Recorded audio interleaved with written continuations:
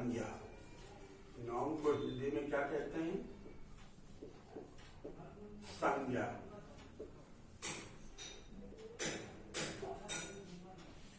अब सबसे बड़ी बात यह है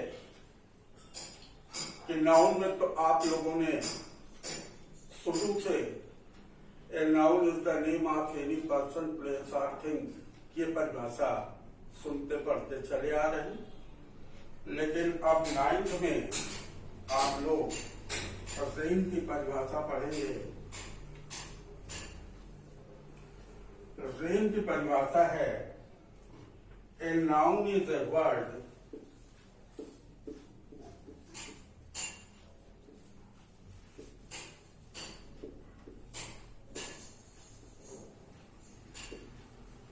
noun is a word used as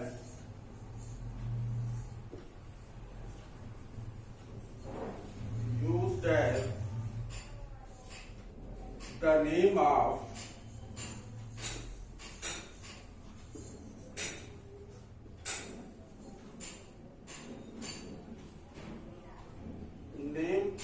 a person,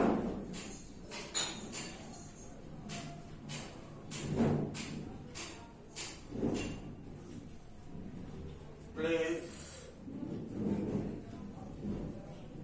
or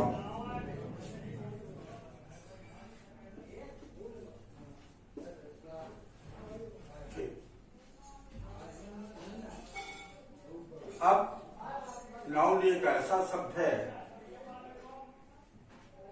जो किसी भी व्यक्ति, स्थान या वस्तु के नाम को ही हम नाउन के रूप में जानते हैं। और इसके बारे में आप लोग जानते ही हैं कि काइंड्स ऑफ नाउन में नाउन कितने प्रकार के होते हैं। पहला है तुम्हारा कॉमन नाउन, दूसरा है तुम्हारा प्रॉपर नाउन, तीसरा है मैटेरियल नाउन, चौथा है करेक्टिव नाउन और पांचवा है ऑब्जेक्ट। अब सबसे पहले हम ले लेते हैं कॉमन नाउन।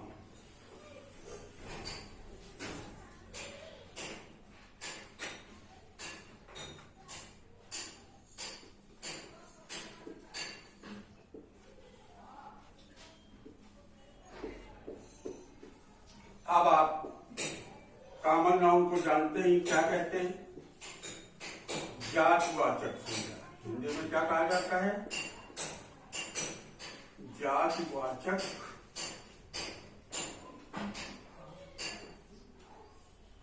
संज्ञा।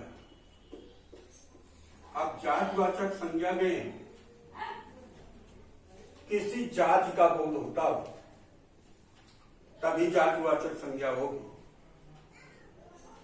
चाहे मनुष्य के जात का बोध हो, और मनुष्य में कौन कौन से आ जाते हैं, चाहे पुरुष जात का बोध होता हो, चाहे स्त्री जात का बोध होता हो, और स्थान में शहरों का हो, गांव का हो, किसी भी जात का अगर बोध होता है तो वो कॉमन नाउन कहलाता है। अगर हम लड़का कह देते हैं, लड़की कह देते हैं, शहर कह देते हैं, गांव कह देते हैं, तो ये सारे के सारे कॉमन नाउन होते हैं। अगर हमने बॉय कह दिया, मैन कह दिया, तो इसका मतलब ये हो गया कि पूरी जात का बोध हो रहा है। या गर्ल कह दिया तो इसमें लड़की जाति का बोध होता है। और दूसरा इसी में अगर हम जोड़ दें बहुत आसानी से आप लोगों को समझ में आ जाएगा, प्रॉपर नाउन।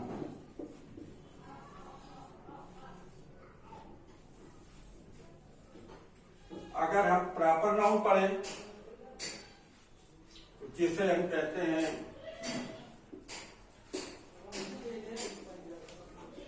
व्यक्तिवाचक संज्ञा,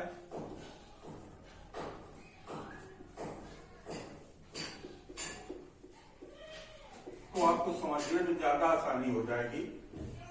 कि अगर हमने किसी को लड़का कह दिया, बॉय कह दिया, या मैन कह दिया, या गर्ल कह दिया, और अगर पर्टिकुलर इसी का हम नाम ले लें तो वो प्रॉपर नाउन होता है। अगर लड़का है और हमने कह दिया राम, तो ये प्रॉपर नाउन हो गया। अगर आदमी है और उसका हमने नाम ले लिया गोपाल, तो ये प्रॉपर नाउन हो गया। और अगर ये गर्ल है और हमने कह दिया सीता, तो ये प्रॉपर नाउन हो गया। अगर सिटी है और हमने कह दिया कानपुर, तो ये प्रॉपर नाउन हो गया। तो इस तरह से प्रॉपर नाउन में क्या हो गया कि किसी व्यक्ति का, वस्तु का, स्थान का अगर नाम ले लिया जाए तो वो प्रॉपर नाउन। और अगर किसी जाति का बोध हो रहा हो तो वो common noun.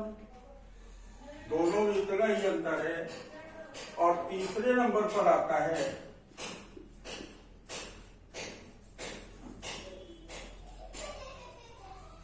Material noun. Material noun को कहते हैं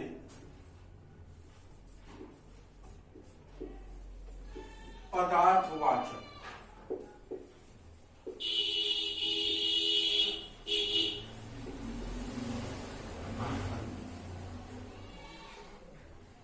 तो पदार्थवाचक संख्या की सबसे बड़ी विशेषता ये होती है कि हमें पृथ्वी का खनन करने से तथा प्रकृति से जो वस्तुएं हमें प्राप्त होती है उन्हें हम मैटेरियल नाउन कहते हैं। अब अगर पृथ्वी का आप खनन करते हैं और पृथ्वी का खनन करने में आपको जैसे मिल गया पानी, जैसे हम वाटर कहते हैं, मिल गया diesel, petrol, gold, silver, copper, coal, यानी पृथ्वी को खनन करने से हमें जो भी पदार्थ प्राप्त होता है, ये मान लीजिए आपकी वो मैटेरियल नाउन है। और रही बात प्रकृति की, प्रकृति से हमें जो प्राप्त होता है, प्रकृति से हमें प्राप्त होता है दूध। और ये जब बच्चा पैदा होता है तो बच्चा पैदा होने के लिए सबसे पहले जो है प्रकृति के द्वारा माँ को जो प्रदत्त किया गया है दूध, वही बच्चे को पिलाया जाता है। और ये प्रकृति ने ही माँ को प्रदान किया है। तो इस तरह से मिल्क भी आपका मैटेरियल नाउन होता है। कहने का तात्पर्य ये हुआ कि पृथ्वी का खनन करने से तथा प्रकृति से जो हमें प्राप्त होता है वही जो है पदार्थवाचक संज्ञा अर्थात मैटेरियल नाउन होता है। इतनी बात आप लोगों को समझ में आ गई होगी।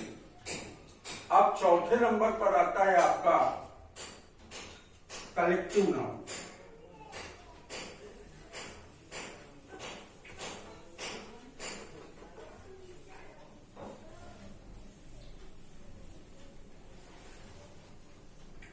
आप कलेक्टिव नाउन में देख लीजिए,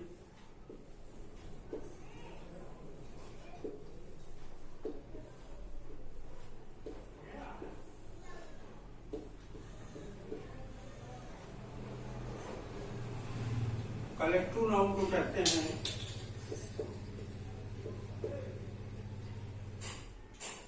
समूहवाचक।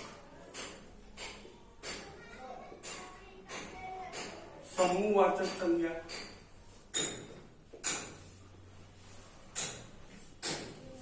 जहां पर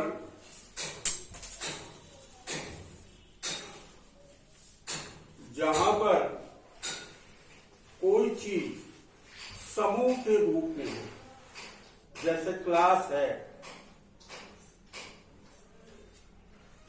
जैसे क्लास है तो क्लास में बच्चे किस रूप में बैठते हैं? समूह के रूप में। आर्मी है तो आर्मी में सैनिक कैसे रहते हैं? समूह के रूप में। झुंड है, झुंड में आदमी किस रूप में रहते हैं? समूह के रूप में। इस तरह से चाहे क्लास कह दिया जाए, चाहे आर्मी कह दिया जाए, चाहे फ्लोक कह दिया जाए, चाहे फ्लीट कह दिया जाए, हर चीज जो समूह में होती है वही आपकी कलेक्टिव नाउन होती है। और इसके बाद आता है एब्स्ट्रैक्ट नाउन।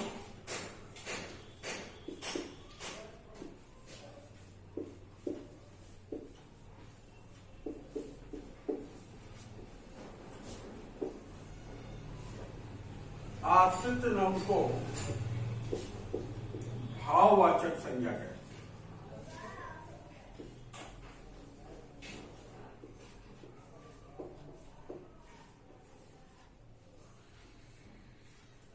भाववाचक संज्ञा में क्या होता है कि इसमें जो है कोई वस्तु हमें दिखाई नहीं पड़ती है, उसको हम छू नहीं सकते, उसको हम देख नहीं सकते, उसका हम केवल अनुभव कर सकते हैं। उसका हम केवल क्या कर सकते हैं? अनुभव कर सकते हैं। तो जहां पर हम अनुभव कर सके वो जो है आपका एब्स्ट्रैक्ट नाउन होता है। जैसे कह दिया गया काइंडनेस, दयालुता, पावर्टी, गरीबी, कह दिया गया ब्यूटी, सुंदरता। तो ऐसी चीजों को हम केवल अनुभव तो कर सकते हैं, लेकिन ऐसी चीजों को हम देख नहीं सकते, छू नहीं सकते।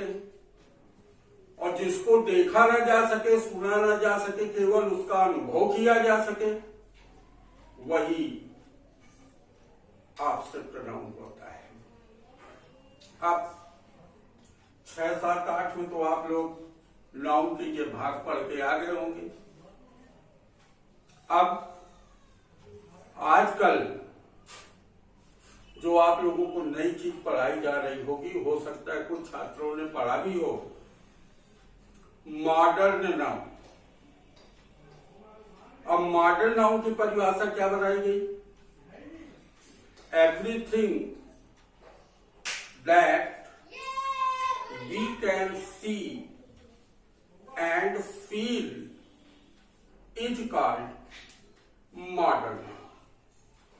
और मॉडर्न नाउन में केवल उसके दो भाग ही हैं, एक है काउंटेबल नाउन, दूसरा है अनकाउंटेबल नाउन, जिसमें हम नाउन को गिन सकते हैं। जिसको भी हम गिन सकते हैं वो सारे के सारे काउंटेबल नाउन के अंतर्गत आते हैं। और जिसको हम गिन नहीं सकते हैं वो सारे के सारे अनकाउंटेबल नाउन के अंतर्गत आते हैं। हमें आशा है कि आप लोगों को नाउन समझ में आ गया होगा, और मैं आप लोगों को इसी तरह से नियम बताता चलूंगा। आप लोग एक्सरसाइज जो आप लोगों के पास किताबें हो उनसे करते रहिएगा। मैं इसी तरह से नियम बताता चलूंगा, आप लोग एक्सरसाइज बनाते रहिएगा। समय समय पर मैं पूछता रहूंगा। धन्यवाद।